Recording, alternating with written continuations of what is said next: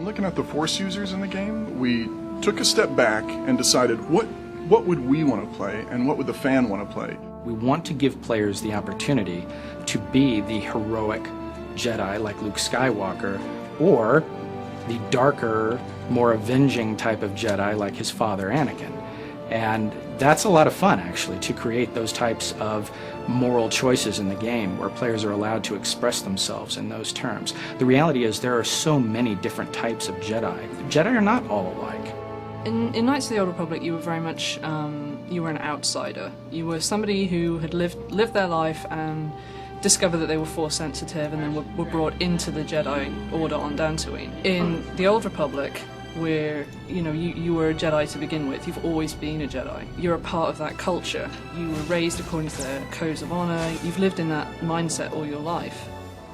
My favorite thing about the look of the Jedi ship is kind of the rounded, sleek, red, almost hot rod look that they've got going. It looks like a very fast ship. But also, if something is there to interfere with your 3D making or anything, it's got to have some big guns to fend that off as well.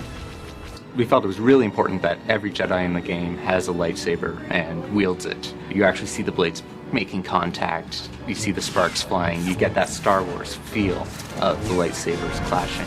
When two lightsabers collide, or look like they collide, that's all based on the animation. The two animations sync up and we actually spawn an effect off of the lightsaber on that specific frame in the animation to where it looks as if the two sabers are clashing together. We'll call a little kind of a flash effect and flare out the lightsabers a little bit, make it look like they've contacted each other. Their lightsabers are more rounded and oddly enough more low-tech, kind of more the 70s Star Warsy look, which we had a lot of fun incorporating into the look throughout. When we're doing the Consular and Knight, or any class, we look at their colors. When we looked at the Jedi, these are the good guys, so we went with the earth tones. We took these robed monk ideas and then we added to them throughout their play. So these guys look anywhere from, armored, robed monk guys all the way up into people that might look like they're from in the Senate. The strategy behind creating two Jedi classes is we knew Jedi were going to be very popular, and we wanted to make sure there were a lot of options for all the people who would sort of gravitate towards the Jedi. So we took sort of the two most iconic things, the lightsaber and the Force powers, and built a class sort of around each of those ideas, and that became the Knight and the Consular.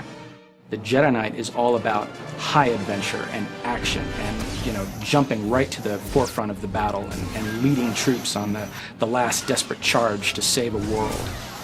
The Jedi Knight's got a wide array of different melee attacks for different situations. So he'll have different saber moves he uses when he's, say, fighting one tough target versus a bunch of smaller enemies.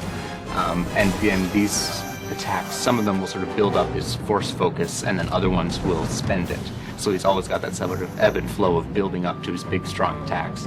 If the Jedi Knight's role is to defend the Republic, the Consular's role is to be behind the scenes and to mend it and bring it back together.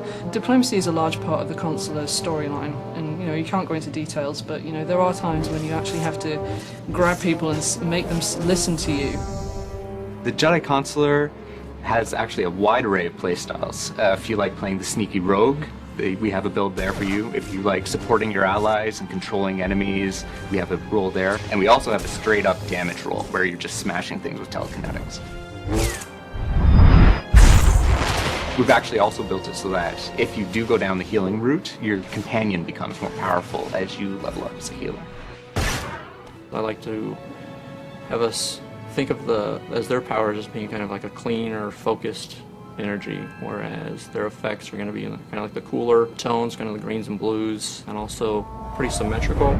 A lot of the effects, I like to have them look as if they're coming from the character. They're not really making magic between their hands when casting that. You can play through the Jedi Knight and get the great, big, thrilling action-adventure movie and play that all the way through, and then you can turn around and you can start a Jedi Consular character and get an entirely new story, just as exciting, but about all new things.